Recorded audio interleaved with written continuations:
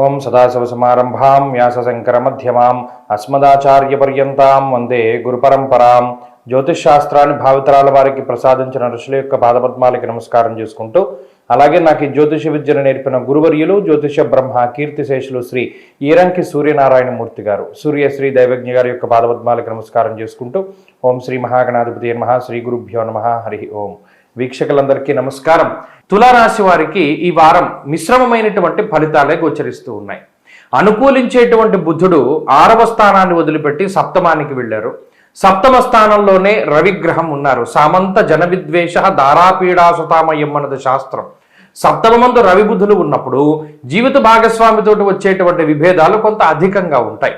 షష్ఠ స్థానమందు గ్రహస్థితి మిమ్మల్ని మీరు అధిగమించడానికి, అంటే ఏదైనా ఒక ఇబ్బంది వచ్చింది, దాన్ని ఎలా ఓవర్కమ్ చేయాలి, అలాగే మిమ్మల్ని మీరు స్ట్రెంగ్తన్ ఎలా చేసుకోవాలి, అంటే మానసికంగా గొప్పగా ఎలా ఉండాలి, శారీరకంగా దృఢంగా ఎలా ఉండాలి అనేటువంటి అంశాలపైన ఎక్కువ దృష్టి పెడుతూ ఉంటారు. ప్రత్యేకించి మాట తీరు పైన, డ్రెస్సింగ్ సెన్స్ పైన, లేదా ఇతర వ్యక్తులతోటి మీరు మెలిగేటువంటి విధానం పైన మీరు సొంతంగా గొప్పగా ఫోకస్ పెట్టి నిర్ణయాలు తీసుకుంటూ ఉంటారు. మనం ఇలా మెలగాలి, మనం ప్రణాళికలు ఎలా వేసుకోవాలి, మనం ఈ విధంగా ముందుకు వెళ్ళాలి అనేటువంటి వాటి మీద ఆలోచనలు ఎక్కువ అవుతూ ఉంటాయి. మిమ్మల్ని మీరు మార్చుకునేటువంటి ప్రయత్నం చేస్తూ ఉంటారు.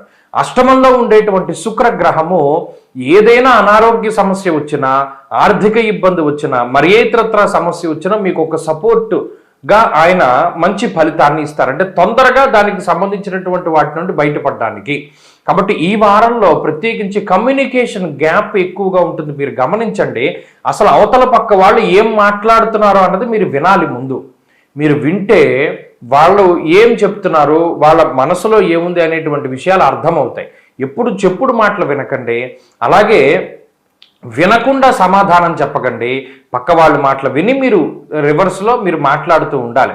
ఎందుకంటే ఈ కమ్యూనికేషన్ గ్యాప్ కుటుంబ సభ్యులు మొదలు, జీవిత భాగస్వామి మొదలు, సంతానం మొదలు, ఉద్యోగస్తులు, తోటి ఉద్యోగస్తులు, బయట వాళ్ళు అందరితోనూ ఈ గ్యాప్ కనబడుతూ ఉంటుంది. ఈ వారంలో దాని ద్వారా వచ్చిన చికాకులు ఎక్కువగా ఉంటాయి. అలాగే రుణ బాధలు కానీ, రోగ బాధలు కానీ, శత్రు బాధలు కానీ తగ్గుముఖం పట్టడానికి మీరు చేసేటువంటి ప్రణాళికలన్నీ ఫలిస్తాయి. అలాగే ప్రత్యేకించి దేశాంతరం వెళ్ళాలి అనుకునేటువంటి వారికి కోలిక భరిస్తూ ఉంటుంది. కాబట్టి అన్ని విధాలుగాను ఈ తులారాశి వారికి కొంత అటు ఇటు పరిస్థితులు మిశ్రమంగానే ఉన్నాయి. ఈ ఇబ్బందికరమైన పరిస్థితుల నుండి బయటపడడానికి ఎక్కువగా ఈ రాశి వారు సూర్యారాధన చేస్తూ ఉండడం చెప్పదగినటువంటి సూచన. ఈ వారంలో కలిసి వచ్చేటువంటి రోజు శనివారంగా చెప్పవచ్చును. అదృష్ట సంఖ్య 1, అదృష్ట వర్ణము నీలము. తదుపరి వృశ్చిక రాశి.